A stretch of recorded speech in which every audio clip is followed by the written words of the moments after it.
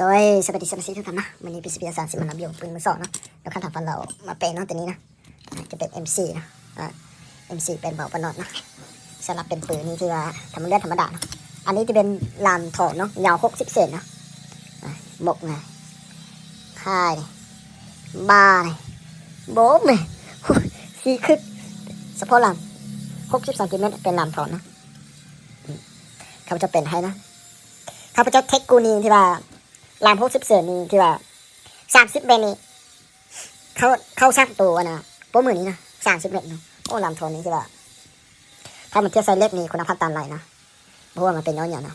ให้ผลทีเขาเจ้ามาเป็นนึ่งเนาะสร้างรับลามโทนี่เขาเจ้ายักเข้าไปเนาะ6 ลูกเนาะโดยที่เอาออกมาได้เนาะเขาพเจ้าก่อนเลยใส่น้ำยาตัวนี้สวยนะน้ำยานี้ที่ว่าค่อนข้างดีหลายนะเป็นที่ว่าเขาถืออยู่มืออย่างกับเปย์แล้วเนาะตัวนี้น้ำยาตัวนี้นะแล้วตัวนี้มาใส่แทนเนาะน้ำยาตัวนี้นะที่ว่าค่อนข้างดีเนาะ2 อันนี้ผสมกันเนาะ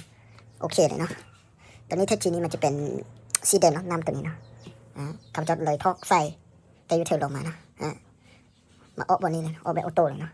เก็บเสียงนี่ที่ว่าคนเงียบนี่ที่ว่าบ่ให้ว่าเลยเนาะดังบ่ดังเลยเนาะดังเฮอีหลีเนาะเก็บเสียงรุ่นที่เนาะเพื่อเลยเคยใส่เลยเนาะน่าจะเงียบประมาณ25%ตัวนี้ค่ะตามเทียใส่เนี่ยที่ข้าพเจ้าขายข้าพเจ้าไม่ได้ตามนี้เนาะว่าตามคนจีนเนาะ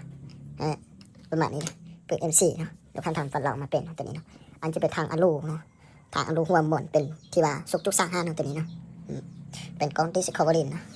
ข้าพเจ้าเปลี่ยนหลอกสองของข้าพเจ้าให้เนาะอันนี้จะเป็นที่ว่าหลอกสองเปลี่ยนโนเนาะเอาประกาศให้1 ปีนะมาฝากประกาศบดีเลยเนาะที่ข้าพเจ้าประมาณนี้นะ